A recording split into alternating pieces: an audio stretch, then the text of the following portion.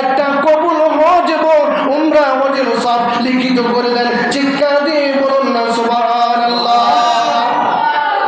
শুক্রবার দিন হলো আমাদের জন্য হজের দিন, ঈদের দিন, আনন্দের দিন।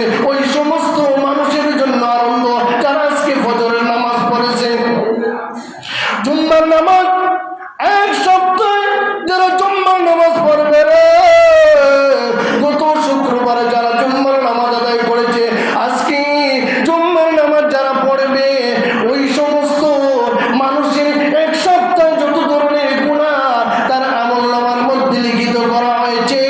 আল্লাহ পাক রব্বুল আলামিন ওই সমস্ত মানুষদেরকে আজকে জুম্মার নামাজ পড়ার কারণে আল্লাহ তাদেরকে মাফ করে দিবে। শুধু অনেকে আমরা ভাবি শুধু জুম্মার নামাজ পড়লে মনে হয় আল্লাহ আমাদেরকে মাফ করে দিবেন। ও আমার ভাই বন্ধু,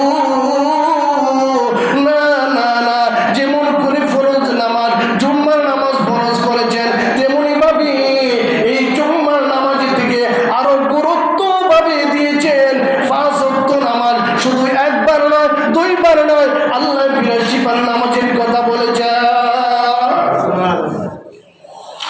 দুনিয়ার মানুষ আমরা দুনিয়ার জন্য পাগল হয়ে গেছি রে,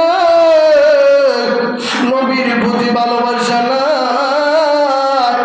নবী নামাজের জন্য কতই কষ্ট করেছেন, এই নামাজ শিক্ষা দিতে